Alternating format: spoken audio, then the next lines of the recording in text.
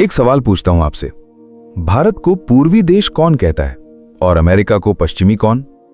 आपने बचपन से सुना होगा पूरब और पश्चिम की संस्कृति अलग होती है, ईस्टर्न वैल्यूज, वेस्टर्न लाइफस्टाइल। लेकिन रुकिए, ये पृथ्वी ये लगातार घूम रही है 24 घंटे बिना रुके। तो मुझे बताइए, इस घूमती हुई पृथ्वी का पूर्वी हिस्सा कौन सा है? लगा के दिखाइए, ट्राई कीजिए। नहीं बता सकते, क्योंकि बताना नामुमकिन है। एक घूमती हुई गेंद का उत्तर और दक्षिण, नॉर्थ पोल, साउथ पोल, हाँ वो बताया जा सकता है क्योंकि वो फिक्स्ड पॉइंट्स हैं।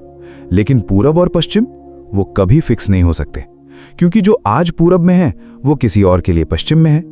तो फिर ये सारी दुनिया को किसने बताया कि भारत पूर्वी है और अमेरिका पश्चिमी? इस सवाल का जवाब छुपा है एक कमरे में, एक शहर में, एक साल में। वो साल था 1884। पूरब और पश्चिम, ये झूठ किसने बोला? चलिए थोड़ा पीछे चलते हैं। आज से 200-300 साल पहले जब कोई देश अपना नक्शा छापता था तो वो क्या करता था? वो खुद को बीच में रखता था। ब्रिटेन का नक्शा देखो, ब्रिटेन बीच में।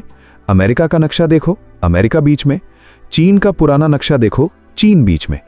और जब भारत में ब्रिटिश हुकूमत थी तो उनके नक्शे में भारत बीच में था। ये कोई गलती नहीं थी, ये ईगो था, ये पावर का खेल था। हर देश यही दिखाना चाहता था कि हम दुनिया के केंद्र हैं। लेकिन इससे एक बहुत बड़ी प्रॉब्लम हो रही थी। क्या प्रॉब्लम? अगर हर देश का नक्शा अलग है, हर देश का बीच अलग है, तो इंटरनेशनल ट्रेड, शिपिंग और नेविगेशन कैसे होगी? अगर एक ब्रिटिश जहाज और एक फ्रेंच जहाज समुद्र में मिलें और दोनों के नक्शे अलग हों, तो वो एक दूसरे को लोकेशन कैसे बताएंगे? ये प्रॉब्लम 19वीं सदी में बहुत बड़ी हो गई थी। रेलवेज बन रही थीं, टेलीग्राफ्स आ रहे थे, इंटरनेशनल शिपिंग बढ़ रही थी। दुनिया को एक कॉमन रेफरेंस पॉइंट चाहिए था। और इसी प्रॉब्लम का हल निकालने के लिए 1884 में एक कॉन्फ्रेंस बुलाई गई। अक्टूबर 1884, वॉशिंगटन डीसी, अमेरिका। दुनिया के 25 देश एक टेबल पर बैठे थे। एजेंडा एक था, पृथ्वी का बीच कहां होगा। इस कॉन्फ्रेंस का नाम था इंटरनेशनल मेरिडियन कॉन्फ्रेंस। और यहीं पर वो फैसला हुआ जो आज तक पूरी दुनिया मान रही है। लेकिन रुकिए, इससे पहले समझते हैं कि मेरिडियन होता क्या है। मेरिडियन यानी एक काल्पनिक रेखा जो पृथ्वी के उत्तरी ध्रुव से दक्षिणी ध्रुव तक जाती है, ऊपर से नीचे। पृथ्वी पर ऐसी अनगिनत रेखाएं खींची जा सकती हैं, लेकिन प्राइम मेरिडियन यानी प्रधान मध्याह्न रेखा वो होती है जिसे हम 0 डिग्री मानते हैं, जहां से लॉन्गिट्यूड की गिनती शुरू होती है। तो सवाल था, ये 0 डिग्री रेखा कहां से गुजरेगी? कॉन्फ्रेंस में कई प्रपोजल्स आए। फ्रांस चाहता था पेरिस से, अमेरिका चाहता था वॉशिंगटन से, और ब्रिटेन चाहता था लंदन के ग्रीनविच से। और गेस कीजिए, जीता कौन? ब्रिटेन। 22 अक्टूबर 1884 को ऑफिशियली डिसाइड हुआ, पृथ्वी की प्राइम मेरिडियन लंदन के ग्रीनविच से गुजरेगी। ग्रीनविच में एक फेमस ऑब्जर्वेटरी है, रॉयल ऑब्जर्वेटरी ग्रीनविच, और उसी के ठीक बीच से वो काल्पनिक रेखा गुजरती है। इसी रेखा को कहते हैं ग्रीनविच मेरिडियन या जीएमटी, ग्रीनविच मीन टाइम। और उस दिन से तय हो गया, ग्रीनविच के पूर्व में जो देश हैं वो ईस्टर्न कंट्रीज, ग्रीनविच के पश्चिम में जो देश हैं वो वेस्टर्न कंट्रीज। भारत पूर्वी बना, अमेरिका पश्चिमी, सिर्फ इसलिए क्योंकि 1884 में लंदन जीत गया। अब यहां रुककर सोचिए, 25 देश थे उस कॉन्फ्रेंस में, तो ब्रिटेन को वोट क्यों मिला? क्योंकि उस वक्त ब्रिटेन दुनिया की सबसे बड़ी नेवल और कॉलोनियल पावर थी। ब्रिटिश साम्राज्य इतना बड़ा था कि कहा जाता था the sun never sets on the British empire, यानी ब्रिटिश साम्राज्य में कभी सूरज नहीं डूबता। ब्रिटेन के पास था सबसे बड़ा नेवी, सबसे ज्यादा ट्रेड रूट्स और सबसे ज्यादा नॉटिकल चार्ट्स यानी समुद्री नक्शे। दुनिया के ज्यादातर जहाज उस वक्त ब्रिटिश नॉटिकल चार्ट्स इस्तेमाल करते थे, और वो सारे चार्ट्स ऑलरेडी ग्रीनविच को रेफरेंस पॉइंट मानते थे। तो प्रैक्टिकली ग्रीनविच को प्राइम मेरिडियन बनाना सबसे आसान और प्रैक्टिकल था। फ्रांस ने प्रोटेस्ट किया, उन्होंने पेरिस मेरिडियन की पैरवी की, लेकिन वो हार गए। और फ्रांस ने इतना बड़ा बदला लिया कि उन्होंने दशकों तक अपने नक्शों में ग्रीनविच को नहीं माना। वो पेरिस मेरिडियन इस्तेमाल करते रहे। लेकिन आखिरकार 1911 में फ्रांस ने भी ग्रीनविच मान लिया।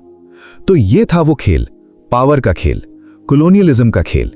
जो देश सबसे ताकतवर था उसने दुनिया का केंद्र भी खुद को बना लिया। अब एक और इंटरेस्टिंग बात, ईस्ट इंडिया कंपनी, ये नाम आपने सुना है, लेकिन क्या आपने कभी सोचा इसे ईस्ट इंडिया कंपनी क्यों कहते हैं? जवाब सिंपल है, ब्रिटेन के नजरिए से भारत पूर्व में था, मतलब ईस्ट में था। ब्रिटेन से अगर आप जमीन के रास्ते या समुद्र के रास्ते पूर्व की तरफ जाओ तो भारत आता है। तो उन्होंने नाम रख दिया ईस्ट इंडिया कंपनी। लेकिन यहां एक मजेदार बात है, अगर आप अमेरिका से भारत को देखें तो भारत पश्चिम में है। अगर आप ऑस्ट्रेलिया से देखें तो भारत उत्तर पश्चिम में है। यानी भारत पूर्वी है या पश्चिमी, ये इस बात पर डिपेंड करता है कि आप कहां खड़े हैं। तो ये ईस्ट वेस्ट का कॉन्सेप्ट रिलेटिव है, एब्सोल्यूट नहीं। और फिर भी 1884 के बाद से पूरी दुनिया ने ग्रीनविच को एब्सोल्यूट रेफरेंस मान लिया। इसीलिए आज भी भारत को ईस्टर्न कंट्री और अमेरिका को वेस्टर्न कंट्री कहा जाता है। अब सवाल है कि दुनिया का वक्त कैसे चलता है। प्राइम मेरिडियन तय होने के बाद एक और बड़ा काम हुआ, टाइम जोन्स। पृथ्वी 360 डिग्रीज में घूमती है और 24 घंटे में एक पूरा चक्कर लगाती है। तो 360 divided by 24 equals 15 degrees. Her 15 degrees पर एक नया टाइम जोन। ग्रीनविच से पूर्व की तरफ जाओ, समय आगे होता जाता है। ग्रीनविच से पश्चिम की तरफ जाओ, समय पीछे होता जाता है। इसीलिए भारत का समय GMT + 5:30 है, यानी ग्रीनविच से 5 घंटे 30 मिनट आगे। अमेरिका का ईस्टर्न टाइम GMT -5 है, यानी ग्रीनविच से 5 घंटे पीछे। और ये 30 मिनट वाला ऑड टाइम जोन भारत दुनिया के उन चुनिंदा देशों में है जिनका टाइम जोन पूरे घंटे में नहीं बल्कि आधे घंटे में है। ऐसा क्यों? क्योंकि भारत इतना बड़ा देश है, ईस्ट से वेस्ट तक लगभग 2933 किलोमीटर्स, कि अगर पूरे घंटे का टाइम जोन रखते तो देश के एक हिस्से में सुबह होती और दूसरे हिस्से में रात। तो ब्रिटिश इंडिया ने कॉम्प्रोमाइज किया और 5:30 मिनट्स का टाइम जोन चुना, और ये आज भी चल रहा है। असली सवाल, क्या ये सिस्टम सही है? तो अब सोचिए, एक काल्पनिक रेखा जो दिखती नहीं, छू नहीं सकते, उसने पूरी दुनिया को पूर्वी और पश्चिमी में बांट दिया।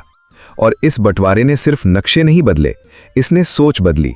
वेस्टर्न थिंकिंग और ईस्टर्न फिलॉसफी जैसे कॉन्सेप्ट्स, ये सब उसी 1884 के कमरे से जन्मे हैं। जब हम कहते हैं पश्चिमी सभ्यता या पूर्वी परंपरा, तो हम एक्चुअली उसी ग्रीनविच लाइन को रेफर कर रहे होते हैं। एक ऐसी लाइन जो फिजिकली एग्जिस्ट नहीं करती, जो घूमती हुई पृथ्वी पर नेचुरली डिफाइन नहीं हो सकती, लेकिन उसने दुनिया की कल्चर, पॉलिटिक्स और आइडेंटिटी को शेप किया। पावर ऐसा ही करती है। पावर लाइंस खींचती है जो दिखती नहीं, लेकिन सब मानते हैं। अब समझते हैं समरी क्या है। नंबर 1, घूमती हुई पृथ्वी का पूर्व और पश्चिम नेचुरली डिफाइन करना इम्पॉसिबल है।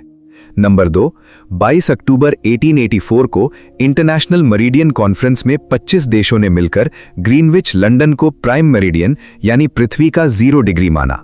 नंबर 3, इसी रेखा के आधार पर ग्रीनविच के पूर्व के देश ईस्टर्न और पश्चिम के देश वेस्टर्न कहलाए। नंबर 4, ये फैसला कॉलोनियल पावर की वजह से हुआ। ब्रिटेन उस वक्त दुनिया की सबसे बड़ी शक्ति था। नंबर 5, इसी से GMT यानी ग्रीनविच मीन टाइम और पूरी दुनिया के टाइम जोन्स बने। नंबर 6, भारत को ईस्टर्न और अमेरिका को वेस्टर्न कहना ये कोई नेचुरल ट्रूथ नहीं है, ये एक पॉलिटिकल और हिस्टोरिकल डिसीजन है।